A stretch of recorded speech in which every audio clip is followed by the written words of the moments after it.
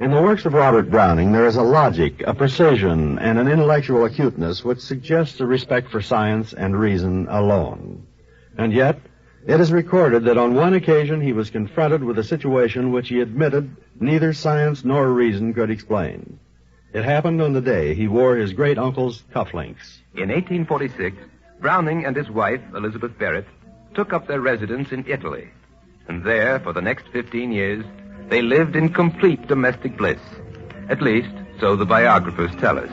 And we tend to forget that even the Brownings must, now and then, have been plagued with the minor irritations which afflict less famous married couples. But, Elizabeth, how in the world could they have got in the laundry? There's no excuse to be so excited, Robert. Well, it so happens that I have an engagement in just 15 minutes with Conchinazi. Then I suggest you find another pair, Robert. I saw some just the other day lying in that top drawer, over there.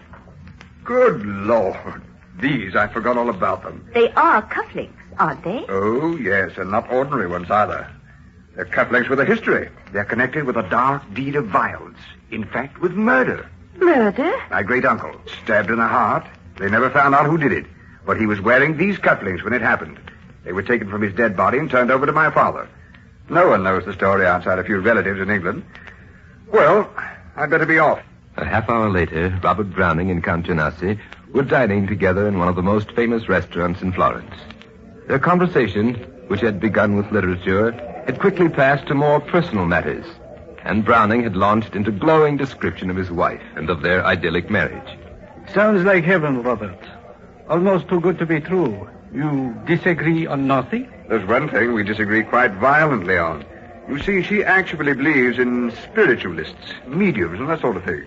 And you don't believe in them? Certainly not. Do you have any sort of old keepsake on your person at the moment, Robert?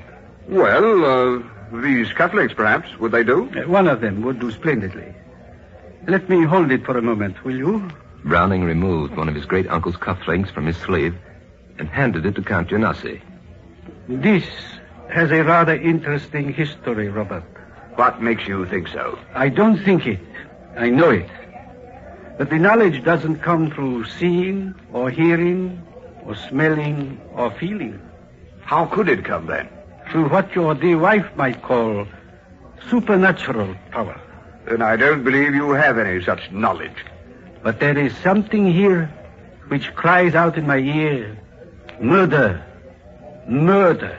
I believe that means that this cufflink once belonged to a man who met a violent death. If I'm not mistaken, he was stabbed in the heart. It would be too much to say that Robert Browning changed his philosophy as a result of this curious incident. But there can be little doubt that the very foundations of his skepticism were shaken. The affair remained for him, as it must for us, evidence of the supernatural.